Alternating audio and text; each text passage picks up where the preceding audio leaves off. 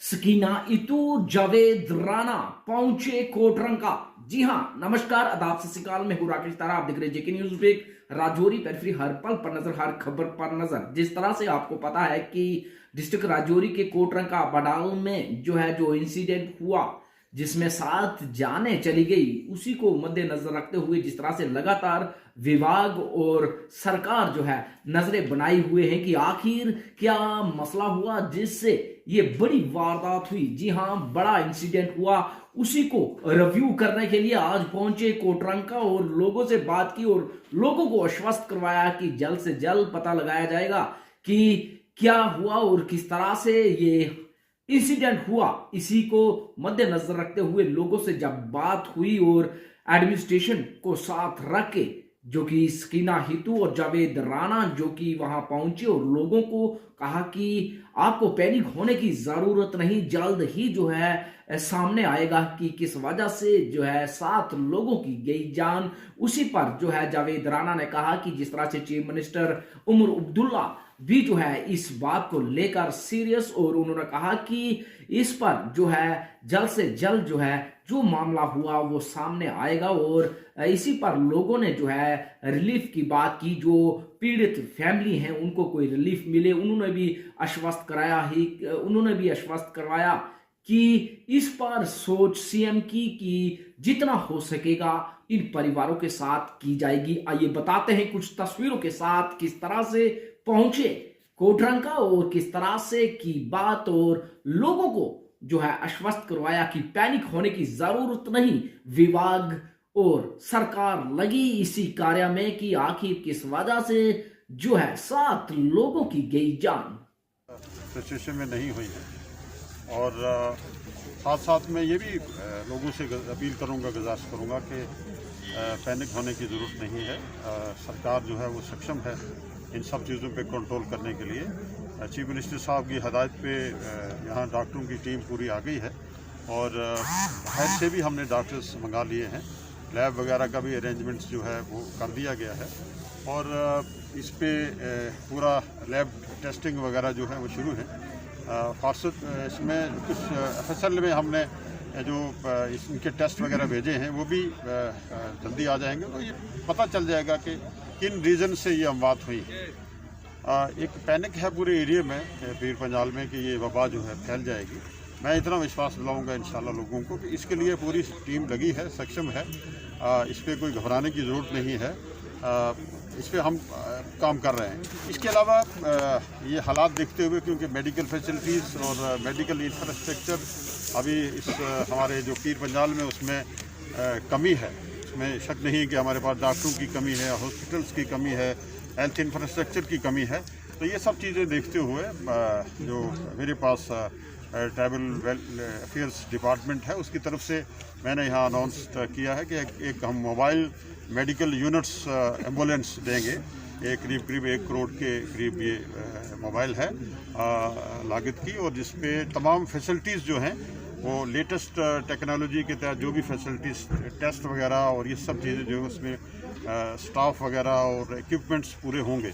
और ये पीर पंजाल के दोनों डिस्ट्रिक्ट को हम राजौरी और पुंछ में वो मोबाइल मेडिकल यूनिट्स देंगे, जिससे ये टेस्ट वगैरह जो रूरल एरियाज़ में भी हम आज हमें परेशानी हो रही है, हेडक्वार्टर पे जाके हम टेस्ट करते हैं, ये करते हैं, वो मौके पे टेस्ट होंगे। तो सर, जिन लोगों की अमवात हो चुकी है, क्या उनके अहले खाने को कुछ कंपेंसेट किया जाएगा? हमने ये मीटिंग में ये बात उठाई है। ऑनरेबल चीफ मिनिस्टर साहब से गुजारिश करेंगे। कुछ एक्स ग्रेशिया रिलीफ उनको मिली है और सरकार की तरफ से जितनी भी मदद मुमकिन हो सकी, ऑनरेबल चीफ मिनिस्टर साहब की हदायत है कि हम हर मुमकिन सरकार उनकी कोशिश करेगी। हम वादाबंद हैं लोगों को सोशल सिक्योरिटी देने में, लोगों के हेल्थ केयर के बारे में और तमाम फैसिलिटी देने के लिए उमर अब्दुल्ला साहब की क़यादत में जो सरकार चल रही है, हम वादाबंद हैं। इंशाअल्लाह ताला हम लोगों की उम्मीदों पर पूरा उतरने की कोशिश करेंगे। मैं भी इनके साथ साथ जानकारी लेती थी। हमारे जो यहाँ के मिनिस्टर साहब जावेद राणा साहब हैं, वो जो हमारे साथी यहाँ के ऑनरेबल MLA हैं जावेद साहब है, वो भी हर 1 मिनट, हर 5 मिनट बाद मुझसे इन टच थे, मुझसे बात करते थे, डिपार्टमेंट के साथ इन टच थे। और अभी तक अल्लाह का शुक्र है कि कंट्रोल में है। लेकिन जो लोग 7 लोग मर गए हैं, जिनकी डेथ हुई है, उनके लिए तो हम उनको वापस नहीं ला सकते, लेकिन हमारी कोशिश है, हेल्थ डिपार्टमेंट की कोशिश है कि जो बाकी जाने हैं उनको बचाया जाए। हर एक कोशिश जो की, चाहे वो मेडिसिन रखने की बात हो, अवेलेबिलिटी, चाहे वो एम्बुलेंस अवेलेबल रखने की बात हो, चाहे वो सैनिटाइज़र्स, मास्क या जो भी चीज़ों को फराहम किया गया, चाहे वो हेल्थ चेकअप हर घर में करने की बात हो, चाहे अगर किसी को थोड़ा सा बुखार भी था तो हेल्थ डिपार्टमेंट ने उसके लिए भी चेकअप जो है वो किया है, ताकि आगे कोई इस तरह की मुश्किल पेश ना आ सके। और आज यहाँ पे जो टीमें हमने बुलाई हैं पीजीआई से, दिल्ली के एम्स से जो टीम आ रही है यहाँ पे, वो भी इसमें मदद करेंगे। और बिल्कुल मैं यहाँ के लोगों को यकीन दिलाना चाहती हूँ कि पूरी सरकार जो है आपके साथ है, और ख़ासकर हेल्थ डिपार्टमेंट और ऑनरेबल चीफ मिनिस्टर साहब की हदायत पे ही हम यहाँ आए। और एक दो बार हमने इससे पहले आने की कोशिश की, लेकिन अभी ये सारा जो है सिलसिला टेस्ट जो भी हैं वो किए जा रहे थे, तो उस की वजह से हमें थोड़ा रुकना पड़ा। लेकिन आज हमने सोचा कि यहाँ आके एक रिव्यू कर देते हैं, जानकारी लेते हैं।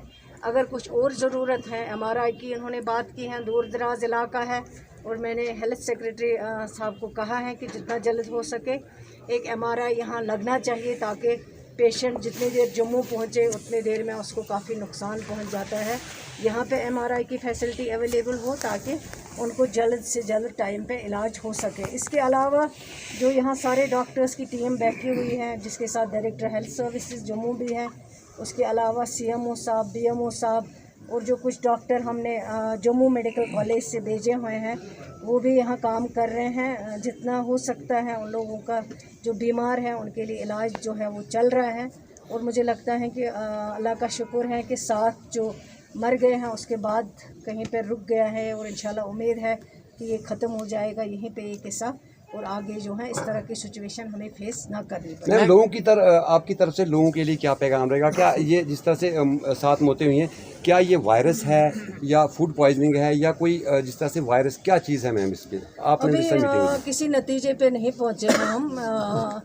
जो भी जानकारी है उसके लिए रिपोर्ट अभी आनी बाकी है। जैसे फॉरेंसिक रिपोर्ट जो है उसको 48 आवर्स से ज़्यादा भी लगता है। हमने कई PGI से भी हमने बात की कि जल्दी आ जाए रिपोर्ट, लेकिन उन्होंने भी कहा है कहीं कहीं 20 दिन लगते हैं, कहीं कहीं 48 आवर्स लगते हैं, उससे भी ज़्यादा लगता है।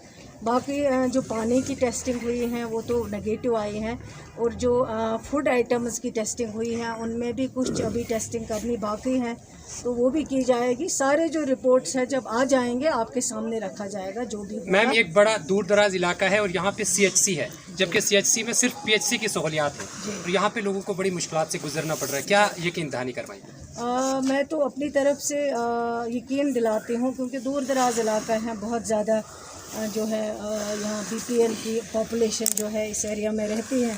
जावेद साहब जो यहाँ के हमारे साथी मिनिस्टर साथी हैं इस एरिया के, वो भी बहुत कोशिश करते हैं कि यहाँ पे जो हेल्थ फैसिलिटी हैं वो ज़्यादा से ज़्यादा रखी जाए, क्योंकि ये लोग जम्मू नहीं जा सकते अपना इलाज करवाने के लिए, या बाहर नहीं जा सकते हैं।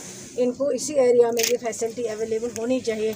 जहाँ तक आपने अपग्रेडेशन की बात की है, मैं सेक्रेटरी साहब को मैंने ऑलरेडी कहा है फ़ाइल को एग्ज़ामिन करें, भेज दें, और इसको जो अपग्रेड करने की बात हो, ऑनरेबल MLA साहब ने कहा है कि अपग्रेड हुआ है, लेकिन किसी वजह से कहीं फाइल रुकी हुई है फाइनेंस डिपार्टमेंट में, उसको भी ज़रूर देखा जाए। जो हम कर सकते हैं, क्योंकि ये सरकार जो है ये कमिटेड है, लोगों की सरकार है, लोगों ने सरकार बनाई है। अभी लोगों जितना हम लोगों के लिए कर सकते हैं, जो हमारे पास अवेलेबिलिटी के मुताबिक, वो हम ज़रूर करेंगे, उसमें हम कोई कमी नहीं छोड़ेंगे। मैम, सिर्फ लोगों का ये मुतालबा है कि 2-3 डॉक्टर, जैसे गायनिक का डॉक्टर यहाँ पे होना चाहिए, ऑर्थो होना चाहिए, वो नहीं है, जिसकी वजह से लोगों को राजौरी जाना पड़ता है। जी, बच्चों का डॉक्टर नहीं है, ये इन्होंने पहले ही कहा, गायनिक का डॉक्टर नहीं है, बच्चों का डॉक्टर नहीं है।